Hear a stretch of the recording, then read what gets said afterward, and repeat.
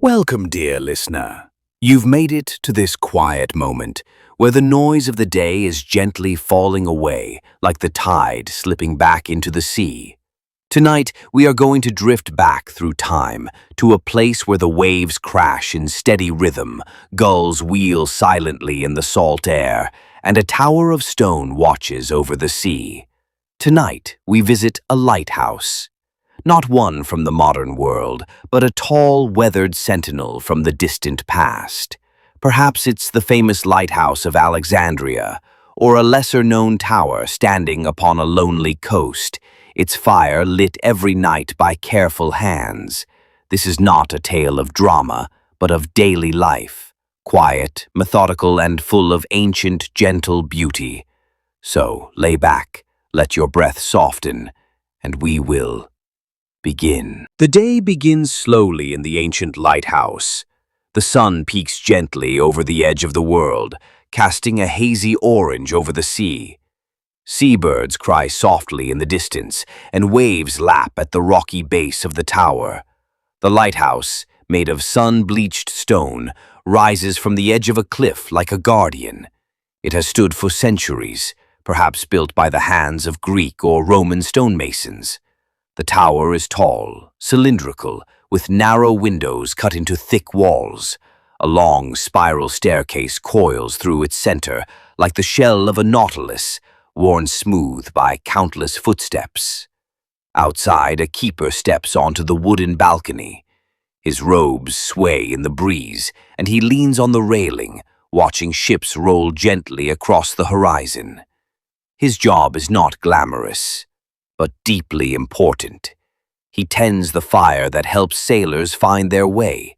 He lives with the rhythm of the sea. Inside the lighthouse, the air is cool and smells of smoke and salt.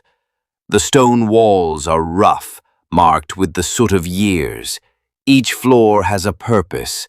On one level, there's a storeroom stacked with clay jars of oil, olive oil, thick and golden, used to fuel the fire at the top.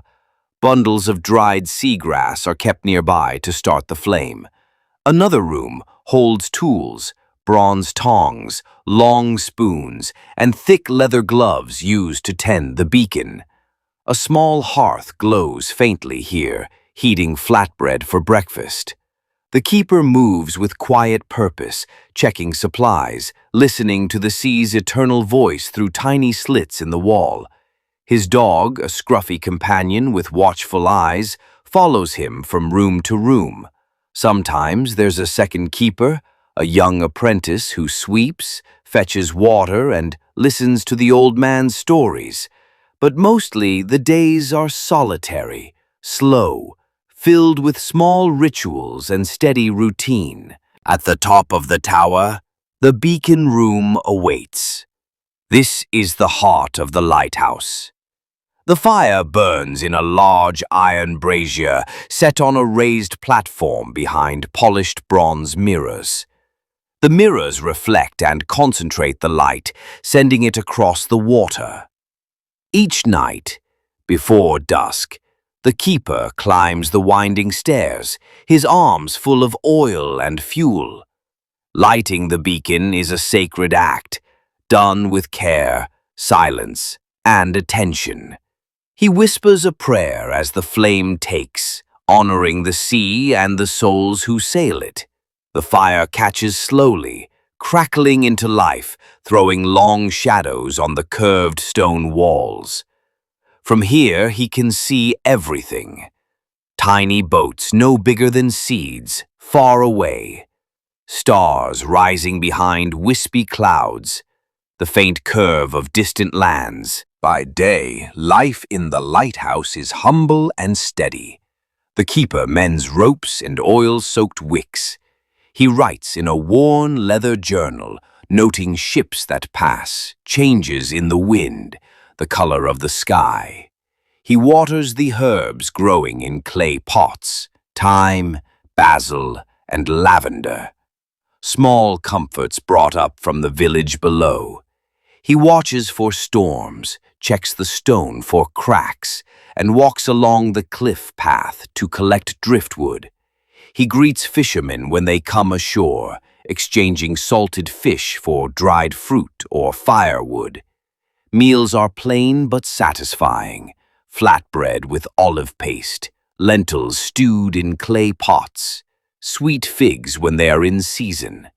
And always there is tea made from herbs, sipped slowly as the waves sing below. When night falls, silence returns. The fire above still burns, its light a steady eye in the dark. Below, the keeper reads by oil lamp. The pages are old, sometimes poems, sometimes sea charts, sometimes letters from long ago. He reads them aloud, softly, to no one in particular. Now and then, travelers sleep on the floor of the lighthouse. Lost sailors, wandering monks, or merchants waiting for dawn. The keeper shares bread and stories, retelling old myths about sea serpents, moon tides, and ancient gods who once walked the shore. But most nights it is just him and the stars. He lies on a narrow cot by the window, blanket pulled to his chest, listening to the sea, always the sea. Time passes differently in a lighthouse. There are no crowds, no markets, no festivals, only the slow turning of days and nights, the shifting of tides, the flight of birds. Seasons arrive like old friends, unhurried. Winter brings thick fog and salted wind. Summer arrives with golden mornings and gentle heat. The keeper grows older, slower, but the fire still burns. Every night, his hands still know the work. Someday, someone else will live in this lighthouse. They too will wake before dawn, climb the spiral stairs, tend the flame and watch the sea. But tonight, it is still his. And now, dear listener, the fire still glows atop that ancient tower. The sea continues its quiet, endless song. Somewhere, in some forgotten place, a lighthouse still stands, untouched by time, bathed in starlight. Let your breath slow, like the tide receding. Let your thoughts soften, like fog over the sea. You are safe. You are still. The world is asleep. And so are you. Good night.